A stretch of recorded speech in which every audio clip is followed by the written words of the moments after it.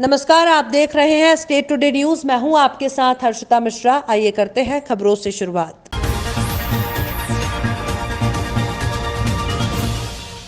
हरपालपुर थाना क्षेत्र ग्राम परेथा छतरपुर जिले में शराब पीने से 4 लोगों की मौत हो गई, तो वहीं गांव के एक युवक बीमार होने से जिला अस्पताल में भर्ती कराया गया है।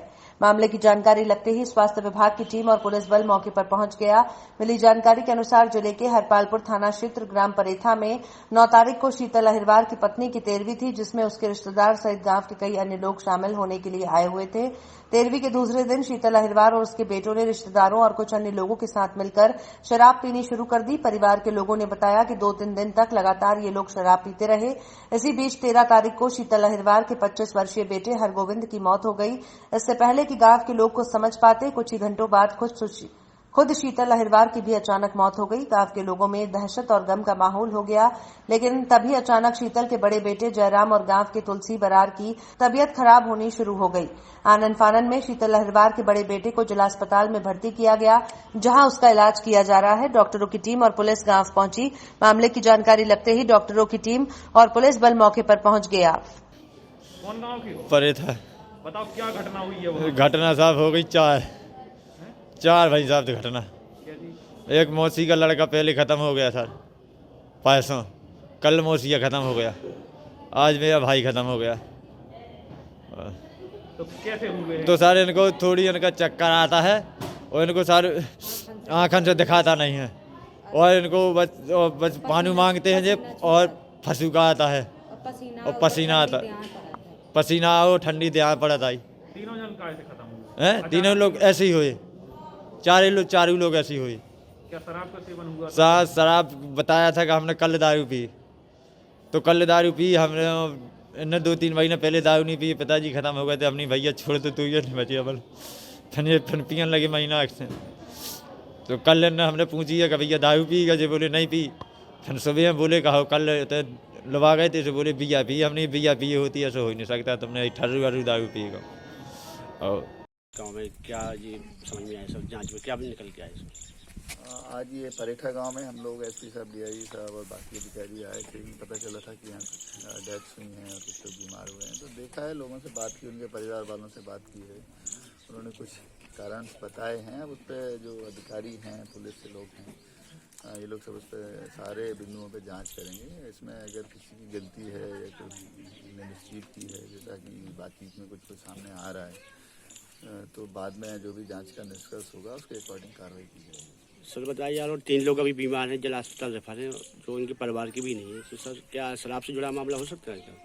नहीं, अभी मेरी वहाँ जो सिविल सर्जन है डॉक्टर तिवारी छतरपुर में, उनसे बात हुई थी। तो वो तो तीनों जो छतरपुर में आउट ऑफ डेंजर है, उनको कोई ऐसा इशू है नहीं। अब जरा वो थोड़ा नॉर्मलाइज हो जाए तो उनसे भी बात की जाएगी, क्योंकि अभी वो ऐसी स्थिति में ज़्यादा पूछताछ करें और उनको प्रॉब्लम हो, तो उस कारण से अभी वेट करेंगे। पहले वो ठीक हो जाएँ तो उनसे बात करेंगे। धन्यवाद सर। किस तरह की घटना हुई सर यहाँ? यहाँ एक विलेज परेथा है। जैसे हमको घटना के बारे में पता चला कि 2-3 लोगों की मौत हो गई है और 2-3 लोग बीमार हैं, तो हम लोग आए यहाँ पे, हमारी टीम आई। तो हमने देखा कि 2 लोग बीमार थे, जिनको हमने इलाज के लिए प्राइमरी ट्रीटमेंट हमने यहाँ दे के इलाज के लिए छतरपुर रेफर किया हुआ है। और बाकी अभी हम जांच चल रही है कि क्या कारण है इसकी मृत्यु का। जो मृतक हैं वो किस परिवार से हैं? और एक अहिरवार समाज से है, एक बरार समाज से है। जांच चल रही है, अब देखते हैं क्या कारण रहा है। सर उनको बता रहे कि आँखों से कम दिखाई दे रहा है, क्या कारण हो सकता है? कारण अभी कुछ कहना मुश्किल है। जब तक हम जांच नहीं कर लेते तब तक अभी नहीं कह पाएंगे कि क्या कारण हो सकता है। कोई जहरीली शराब भी बता रहे कि शराब पीते थे जो मृतक हैं वो लोग। पॉसिबिलिटी कुछ भी हो सकता है, पर अभी बिना इसके लिए हम कमेंट नहीं कर सकते हैं। जांच करके ही बता पाएंगे। Thank you. और लोग अभी भी अंधविश्वास में हैं। उनके परिवार की कुछ औरतें बोल रही हैं कि जादू टोना करके और हमारे परिवार की मौतें हो रही है। इस संदर्भ में सर थाना हरपालपुर के ग्राम परेठा में आज डीआईजी सर, कलेक्टर सर सभी ने यहाँ पे संयुक्त भ्रमण किया। और भ्रमण के दौरान ये तथ्य सामने आया कि जो 2 घटनाएं हुई हैं उसमें किसी महिला के द्वारा काला जादू या फिर कुछ ऐसा खिला पिला के किया गया है, जिससे कि जो नेगेटिव एनर्जी है वो पूरे गांव में व्याप्त है। तो हमारे द्वारा घर का भ्रमण किया गया है और ये प्रयास किया गया है लोगों से संवाद स्थापित करके कि जो ये अंधविश्वास है, धारणाएं हैं, उसको समाप्त करके और जो वैज्ञानिक तथ्य हैं उनको कबूल करें, जिससे कि सभी पूरा गांव शांतिपूर्ण तरीके से आगे जी सके। Thank you sir. दृष्टा क्या समझ में आया है, क्या तथ्य सामने आए हैं कि ऐसी इतनी बड़ी घटना हुई? देखिए, अभी तक जो चीज़ें सामने आई हैं उसके आधार पर अभी विवेचना चल रही है, जांच जारी है। 2 केसेस में मर्ग हुए हैं और मर्ग में जांच के आधार पर जो हमारे डॉक्टर से पीएम रिपोर्ट आएंगी उसके आधार पर आगे तथ्य सामने आएंगे। और अभी तक जो जांच यहाँ पर की है उसके आधार पर कोई भी स्पष्ट निष्कर्ष पर पहुँचना अभी उचित नहीं होगा। सर, इस गांव में शराब का ज़्यादा प्रचलन समझ में आ रहा है, जहाँ देखो वहाँ क्वार्टर है और यूपी बॉर्डर होने के कारण यूपी की शराब भी यहाँ बहुत काफ़ी मात्रा में आती है। क्या शराब कारण हो सकता है? जांच के बाद ही इस पर कुछ कहना उचित होगा। बाकी जब तक हमारे पास स्पष्ट साक्ष्य नहीं आएंगे कुछ भी कहना अनुचित है। धन्यवाद। हाल ही में कटनी जिले के उपनगरीय क्षेत्र एसीसी में अंतर्राज्यीय फुटबॉल टूर्नामेंट का आयोजन किया गया। खास बात यह है कि आयोजन शुरू होने से पहले ही काफी हाई प्रोफाइल बन गया था। वजह भी खास थी। इस टूर्नामेंट के लिए जो बैनर पोस्टर लगाए गए थे उसमें कटनी जिले के पूर्व मंत्री के साथ आयोजक की तस्वीर लगाई गई थी। यही वजह है कि आयोजन पूर्व मंत्री की साख और रसूख के चलते बेहद खास बन गया। एक और अहम बात ये कि इस टूर्नामेंट की ओपनिंग भी पूर्व मंत्री ने की, लेकिन फाइनल मैच के बाद आयोजक की असलियत खुलकर सामने आ गई, जिसके चलते पूर्व मंत्री की साख पर भी बट्टा लग गया है। आप खुद देखिए इन तस्वीरों को, जिसमें आयोजक पूर्व मंत्री संजय सत्येंद्र पाठक का बेहद करीबी नजर आ रहा है। इन तस्वीरों को वायरल करके आयोजक ने राज्य स्तरीय फुटबॉल टूर्नामेंट का ऐलान किया और इसी फोटो की साख के चलते मध्य प्रदेश के अलग अलग जिलों से दर्जनों टीम में फुटबॉल मैच खेलने आ गई। क्योंकि संजय सत्येंद्र पाठक का नाम है, किसी आयोजन की सफलता की गारंटी होता है। यही वजह है कि टीमों ने पूरा भरोसा कर लिया और वे मैदानों तक पहुंच भी गईं। संजय पाठक खुद टूर्नामेंट की ओपनिंग करने पहुंचे, जिसके बाद टीमों का हौसला और बुलंद हो गया और उन्हें लगने लगा कि ये सबसे सफल और बेहद अहम आयोजन हो रहा है। लेकिन फाइनल मैच के बाद जो तस्वीरें सामने आई उसने संजय सत्येंद्र पाठक के साख पर सवाल खड़े कर दिए। राज्य स्तरीय हमारे यहाँ जो यंग बॉयज़ राज्य स्तरीय फुटबॉल टूर्नामेंट का जो आयोजन किया गया, तो आज के हमारे इस फाइनल मैच में इटारसी वर्सेस एनकेजे के मध्य ये हमारा ये टूर्नामेंट खेला गया, जिसमें पेनाल्टी शूट में इटारसी विजयी हुई। और जैसा कि मैं सुन रहा हूँ कि लोग कह रहे हैं, इटारसी के कुछ लोग कह रहे हैं, एनकेजे के रंबू भैया कुछ कह रहे हैं कि प्राइस को लेके दिक्कत हुई। मैं आपको सबसे पहले ये बताना चाहता हूँ, वो लोग कई दिनों से खेल रहे हैं, कई सालों से खेल रहे हैं। टीम इटारसी को भी ये पता है, टीम एनकेजे को भी ये पता है, दोनों टीमों के कोचों को भी ये पता है कि कोई भी जब टीम आती है तो उसको एक लेटर पैड दिया जाता है कमेटी की तरफ से। तो जब कमेटी की तरफ से जो लेटर पैड दिया गया होगा, वहाँ पे आपसे किसी भी प्रकार की प्राइस की बात की गई होगी, तो आपके पास वो लेटर पैड होगा, आपके पास वो रिकॉर्डिंग होगी, आपके पास वो वीडियो होगा। जब कमेटी ने साफ बोल दिया कि किसी भी प्रकार का कोई कैश प्राइज़ नहीं है, किसी भी प्रकार का, ये हमारे यहाँ की कमेटी को पता है, ये आप लोगों को पता है। अगर किसी भी व्यक्ति ने मेरे से कैश की प्राइस की बात अगर ऑन रिकॉर्डिंग या मेरे लेटर पैड में, जो कि टूर्नामेंट का बनाया गया था, अगर ऐसी की हो तब कमेटी की गलती है। रही बात गाली गलौज की, तो हमारी कमेटी के द्वारा किसी भी प्रकार की कोई गाली गलौज नहीं की गई। इटारसी का जो कप्तान था उसने बोला कि हम नंगे भूखों के यहाँ आ गए। जब इस तरीके के वर्ड यहाँ पे बोले गए तब यहाँ से कुछ बातचीत हुई और बातचीत बढ़ गई। हमने इसके बाद भी उनसे बोला कि अगर आप लोग कैश प्राइस की जिद कर रहे हैं तो चलिए अपन लोग बैठते हैं, डिस्कशन करते हैं। तो उन लोगों ने ये बोला कि नहीं, हम यहीं बैठेंगे और हम जब तक यहाँ से नहीं उठेंगे तब तक। तो इतने में बात ताना तनी में ज़्यादा बढ़ गई, लेकिन किसी भी प्रकार की कोई गाली गलौज नहीं। दूसरी बात हमारा ये है कि हमने ना किसी प्रकार के कोई लेटर पैड में कैश की घोषणा की, ना किसी प्रकार की रिकॉर्डिंग में कैश की घोषणा की, ना किसी प्रकार की फ्लैक्स में कोई घोषणा की, ना किसी प्रकार के हमने पेपर में बताया, जबकि पेपर में हमने एक दिन पहले प्रेस विज्ञप्ति भेजी थी। इसके बाद इतनी टीमें आईं, इतनी टीमें गईं, किसी भी एक टीम का कोच, किसी भी एक टीम का कप्तान अगर बता दे कि इतना या इस प्रकार का या उस प्रकार का फर्स्ट प्राइज़ है या सेकंड प्राइज़ है, एक भी रुपए का नगद प्राइज़ नहीं रखा गया था। ये सभी के सहयोग से कार्यक्रम हुआ। इसका आयोजक मैं नहीं हूँ। मैं इसलिए ये कार्यक्रम करा पाया क्योंकि मेरे साथ मेरे पास लोग थे, मेरे सहयोगी थे, इसलिए मैं ये कार्यक्रम करा पाया। मैं अकेले, इसका मतलब कहना चाहिए कि मैं कोई आयोजक नहीं हूँ। मेरे साथ जितने लोग थे सभी लोगों के कारण ये कार्यक्रम हुआ। और एक बात आप लोग वीडियो में और अच्छे से देख रहे होंगे, इटारसी वाला जो वीडियो वायरल हुआ है, एनकेजे वाले जो लोग हैं उसमें इटारसी का एक खिलाड़ी बोल रहा है कि 41,000 रुपये प्राइज़ है। एक तरफ एनकेजे का जो कोच है हमारे रम्मू भैया, वो क्या बोल रहे हैं कि एक को 11,000, कहीं एक को 7,000, कहीं एक को 3,000, तो दो प्रकार के आप प्राइस बता रहे हो। इसी से पता चलता है कि किसी भी प्रकार का कैश प्राइस नहीं था। अगर कैश प्राइस होता तो दोनों टीमों के खिलाड़ी एक सा कैश प्राइस बोलते, कोई 41,000 बोल रहा, कोई 11,000, कोई 7,000, कोई 3,000। जब कोई कैश प्राइस था ही नहीं तो मैं कैसे किसी को कैश प्राइस दे दूं? जो था वो हमने बहुत अच्छे से दिया है, इनको सम्मान दिया है। इटारसी के खिलाड़ियों को एवं जितनी भी खिलाड़ी यहाँ पे आए हैं, जितनी बाहर से टीमें आई हैं, सबको आने और जाने का किराया कमेटी ने दिया है। सम्मान भोजन कराया है, नाश्ता के साथ साथ दोपहर का भोजन, रात का भोजन, जब वो जिस टाइम जो कहते थे वो उनको प्राप्त होता था। कमेटी के द्वारा किसी प्रकार की कोई कमी नहीं की गई। मैं उनका बहुत बहुत धन्यवाद देता हूँ। हम लोग इटारसी टीम से हैं। आज यहाँ पर फाइनल हुआ ACC सीमेंट ग्राउंड पे, कटनी ACC ग्राउंड पर। यहाँ पर इटारसी टीम ने पेनाल्टी शूटआउट में फाइनल जीता और यहाँ की कमेटी के लड़के ने गाली बके यहाँ पे, जो ऑर्गेनाइजर है यहाँ पे। और हर्ष पांडे वो बीजेपी का है।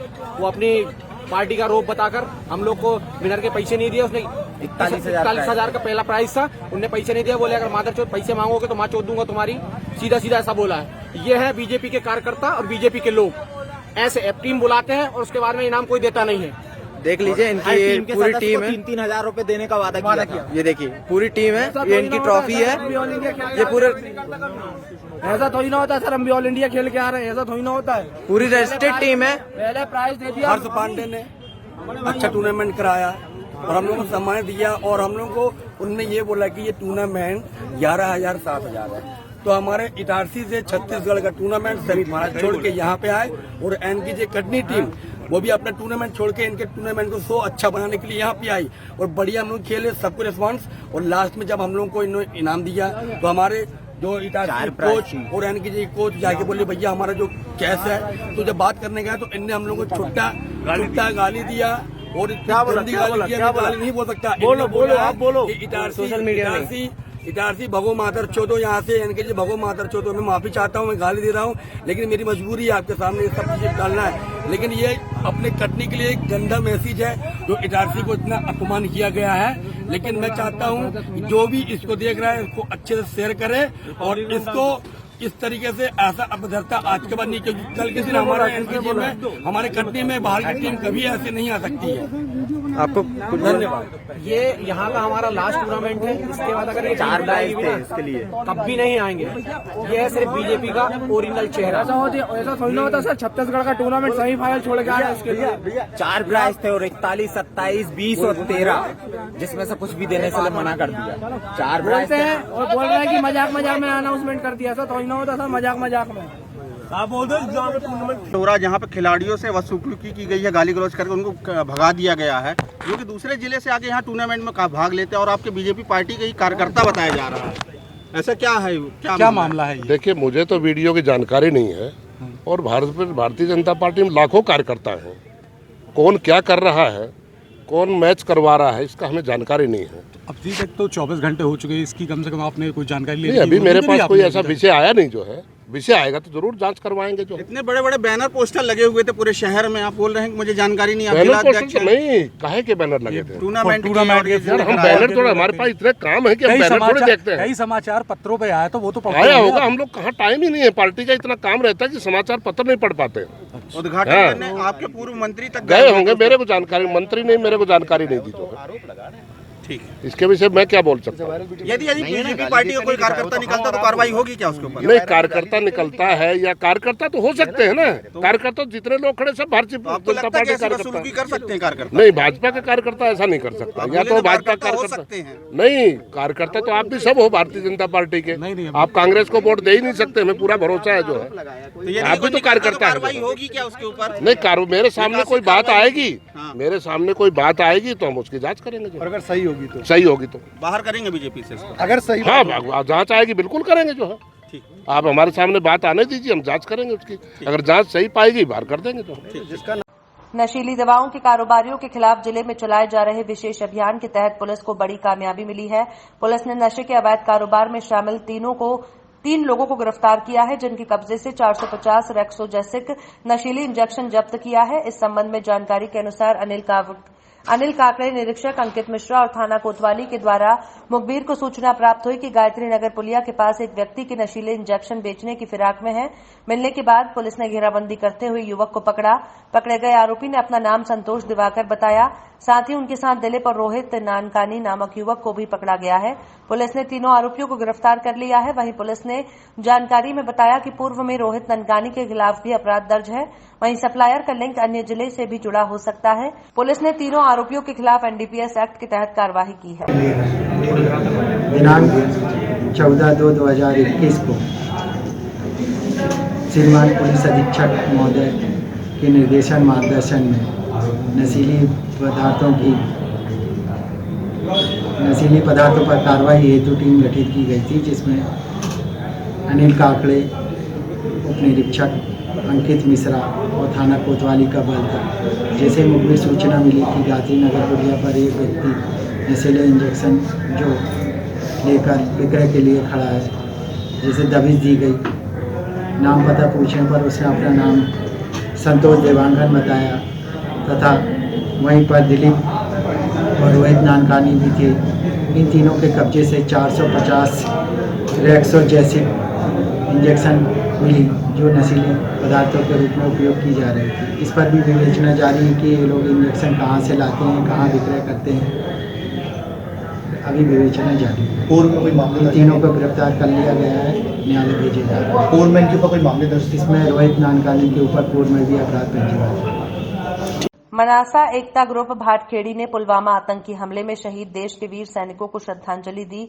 एकता ग्रुप के संचालक सुनील चौधरी के मार्गदर्शन में शहीद सैनिकों के चित्र पर पुष्पहार चढ़ाकर, मोमबत्ती जलाकर वीर शहीद अमर रहे के नारे लगाते हुए एकता ग्रुप के सभी सदस्यों ने श्रद्धांजलि देते हुए कहा कि सैनिकों की शहादत खाली नहीं जाएगी। देश हर सैनिक का ऋणी है और ये सभी अजर अमर हैं। बैतूल के सारनी में अपनी अपकमिंग फिल्म धाकड़ की शूटिंग कर रही एक्ट्रेस कंगना रनौत पहली बार किसी पब्लिक प्लेस पर दिखाई दी। शूटिंग के लिए सारनी जाते हुए कंगना शाहपुर तहसील के पातोवापुरा बस्ती में कुछ देर के लिए रुकी, जहां उन्होंने मिट्टी से बने कुछ बर्तन खरीदे और दुकान में बैठे एक बच्चे से बातें की। शाहपुर का पतोवापुरा मिट्टी के बर्तनों और साजो सामान के लिए विख्यात है। यहां बने मिट्टी के मटके और कलाकृतियां मध्य प्रदेश सहित महाराष्ट्र, गुजरात और दक्षिण भारत के कई राज्यों में सप्लाई होते हैं। यहां सड़क किनारे मिट्टी के सामानों को देख कंगना खुद को रोक नहीं पाई और यहां उतरकर खरीदी की। कंगना ने जाते हुए ये भी कहा कि वो शूटिंग खत्म होने के बाद यहां से दोबारा खरीदी करेंगी। कंगना को अचानक खरीदी करते देख वहां लोगों की भीड़ लग गई और लोग सेल्फी लेने की कोशिश करने लगे, जिसके बाद कंगना जल्द ही सारनी के लिए रवाना हो गई। पूनम प्रजापति। आज कौन सेलिब्रिटीज वगैरह दुकान पे आए थे आपके? कंगना जी। आप उन्हें पहचानती थी? क्या क्या बातचीत वगैरह हुई, क्या खरीदी की उन्होंने? हम लोग अभी उसको नहीं पहचाने थे। कैसे पहचाने आप और क्या क्या खरीदी करी? उनने हम लोग उसको उतरी, जब देखा दुकान पे सामान पूछने लगी बच्चों से, तब जाके देखा हम लोग ने। उनने कप, गिलास और जग खरीदा। उनने 780 रुपए की। पैसे वगैरह दिए उन्होंने पूरे? हाँ दिए। फोन पे दिए या फिर कैश? आधे तो फोन पे दिए, आधे तो कैश दिए। और कुछ बोल के गए आपसे? बातचीत वगैरह हुई आपकी और कुछ? हाँ हुई, ऐसे बच्चों से करी। हम लोग से बस भाव भर पूछा उनने। कैसा लग रहा है आपको आज कि सेलिब्रिटीज आपकी दुकान पे आई? अच्छा लग रहा है। प्रजापति। आज कौन आया था आपकी दुकान पे? कंगना रनावत। पहचानते थे आप उन्हें? नहीं। क्या क्या बात हुई आपसे उनकी? वो पूछ रहे थे कि इसमें ये क्या काम में आता है, ये इसमें ये कॉफ़ी कप में लपसी पीते हैं। और क्या क्या खरीदी की उन्होंने? और वो पूछ रहे थे कि ये क्या है, तो मैंने बोला कुल्हड़ है। आपसे और कुछ बातें हुई उनकी? नहीं। आपसे पढ़ाई के बारे में कुछ बातें हुई? हाँ। क्या बोला उन्होंने? उन्होंने बोला आप कौन सी क्लास में पढ़ते हो? आपने क्या बताया? मैंने बोला 4th में। कुछ फोटो वगैरह ली? हाँ। बैतूल जिले में 307 करोड़ की लागत से बनाए जा रहे गड़ा डैम का निर्माण रोक दिया गया है। 10 गांवों के किसानों ने विशाल ट्रैक्टर रैली निकालकर कलेक्टर अमनवीर सिंह बेस को ज्ञापन सौंपा। किसानों की मांग है कि जिस गाइडलाइन के तहत उन्हें मुआवजा प्रदान किया जा रहा है वो काफी कम है। किसानों की जो कृषि भूमि बाजार मूल्य के मुताबिक 20 लाख रुपए एकड़ की है, उसका मुआवजा मात्र 2,56,000 रुपए पर एकड़ दिया जा रहा है, जो किसानों के साथ अन्याय है। किसानों का कहना है कि या तो हमें बाजार मूल्य के हिसाब से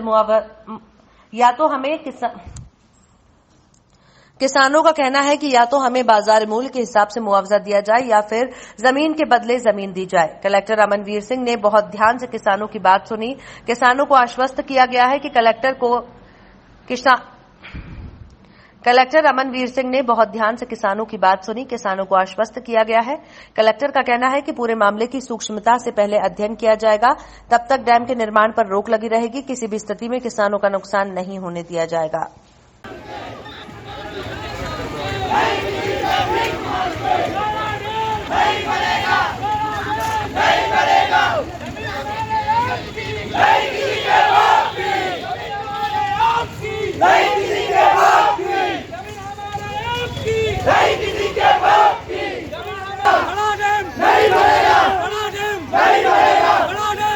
नवनीत सोनी। नवनीत जी बताइए, क्या कुछ आप लोगों की मांग थी और किस तरह आश्वासन मिला है?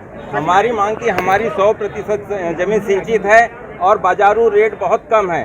100% जहाँ सिंचित जमीन हो वहाँ डैम नहीं बनता है। धारा 10 भूमि अधिग्रहण की धारा 10 बोलती है कि ऐसी जगह डैम नहीं बनाया जाए, वहाँ विकल्प खोजा जाए। वहाँ पर विकल्प भी खोज लिया गया था बैराज का। 8 नग बैराज में डैम से ज़्यादा, ये बड़े जलाशय से ज़्यादा पानी रुकने की स्थिति बनी है, ये रिपोर्ट आई है। इसके बावजूद भी शासन और प्रशासन की क्या तालमेल हुआ है, जिसमें ये फिर से उसको बैराज को निरस्त करके डैम कर दिया, जो 100% गलत है, 100% गलत है। वहाँ पर डैम नहीं बनना चाहिए, एक बात।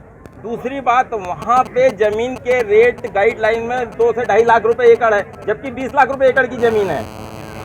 2-2.5 लाख रुपए एकड़ इसलिए क्योंकि कभी इन्होंने उस जगह को रेट बढ़ाने का नहीं सोचा, क्योंकि डैम अधिग्रहण करना था। ये हड़प नीति हुई शासन की, प्रशासन की, और इस हड़प नीति के खिलाफ पूरा गांव, पूरे क्षेत्र के प्रभावित किसान बड़ी लड़ाई लड़ेंगे।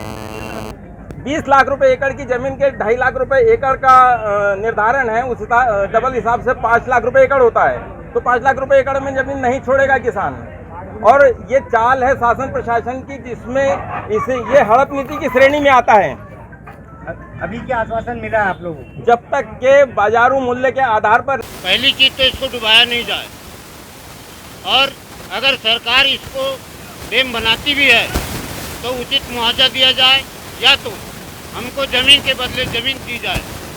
बस हम सर, क्या कुछ अभी किसानों की मांग आपको सुनने को मिली है, किस तरह का आश्वासन दिया गया? मूल रूप से जो डैम के कंस्ट्रक्शन को लेकर सभी किसानों की तरफ से शिकायत आई है, उनका ये कहना है कि लगभग पिछले 10 साल से वहाँ काम इस कारण रुका हुआ है कि वहाँ का अवार्ड अभी तक फाइनलाइज नहीं हुआ, और अवार्ड बीच में एक बार होने के बाद उसको इस कारण निरस्त कर दिया गया था कि ग्राम सभा की उसके ऊपर सहमति नहीं थी। मूल रूप से जो अभी मांग निकल कर आई है वो ये है कि जितना मुआवजा अवार्ड के अंदर निर्धारित किया गया है, वो मुआवजा सभी किसानों को कम लग रहा है। प्रशासन की तरफ से केवल ये बात कही गई है कि दोबारा नियमानुसार इस पूरे के पूरे प्रकरण के अवार्ड का निरीक्षण किया जाएगा, इसका परीक्षण करके एक बार स्थल का निरीक्षण किया जाएगा, और नियमानुसार जो भी मदद संभव है इस केस में सब लोगों की, वो की जाएगी। अगेन, जैसा मैंने आपको पहले भी कहा कि नियम के अंदर प्रावधान 2 गुना मुआवजा मिलने का है, लेकिन आप सभी लोगों की तरफ से ये भी मांग आई है कि रजिस्ट्री को यदि देखा जाए, स्पेशली जो रीसेंट रजिस्ट्रीज़ हैं उसमें रेट्स कुछ बढ़ गए हैं। उनका ये कहना है कि पुराने रेट्स के हिसाब से मुआवजा का निर्धारण हो रहा है, जिस कारण वो कम है। तो एक बार हम इस पूरे मैटर को, रजिस्ट्रीज को दोबारा देख के रिव्यू कर लें, उसके बाद अंतिम निर्णय। सर, इसके डीपीआर को भी रिव्यू कुछ करेंगे, क्योंकि बैराज वाली मांग भी उठ रही है इसमें। निश्चित रूप से बैराज की बात भी हुई है, तो एक बार हम स्थल निरीक्षण सारे डिपार्टमेंट्स कंसर्न के साथ करेंगे, उसके बाद डिसीजन। सर, निर्माण कार्य भी बंद करने का की मांग की है? फिलहाल निर्माण कार्य वहाँ पे नहीं होगा जब तक अंतिम निर्णय इस बारे में नहीं हो जाता, या एक बेसिक सहमति इस मुद्दे को लेकर नहीं बन जाती। Thank you. पुलिस प्रशासन द्वारा आए दिन हो रहे अपराधों पर लगाम लगाने और ग्रामीण क्षेत्रों में ग्रामीणों को सजग करने के लिए पुलिस अधीक्षक सिद्धार्थ चौधरी, अतिरिक्त पुलिस अधीक्षक महेंद्र तारनेकर के निर्देश पर चलाए जा रहे अभियान आपकी पुलिस आपके गांव के तहत शामगढ़ थाना क्षेत्र के गांव ढाबला गुर्जर स्थित चारभुजा नाथ मंदिर पर टीआई अरविंद सिंह ठौड़, एसआई लाखन सिंह भूरिया और सरपंच भगवान सिंह तंवर की उपस्थिति में ग्रामीण जनों की एक बैठक संपन्न हुई, जिसमें टीआई अरविंद सिंह राठौड़ द्वारा क्षेत्र में लगातार बढ़ रहे अपराध, जिसमें जहरीली शराब पर रोक लगाने, चिटफंड कंपनियों की सूचना देने, फर्जी मोबाइल कॉल, महिला उत्पीड़न और अन्य विषयों को लेकर ग्रामीण जनों को सजग रहने के लिए समझाइश दी गई। फिलहाल खबरों में इतना ही। और भी खबरों के अपडेट्स के लिए आप देखते रहिए स्टेट टुडे न्यूज।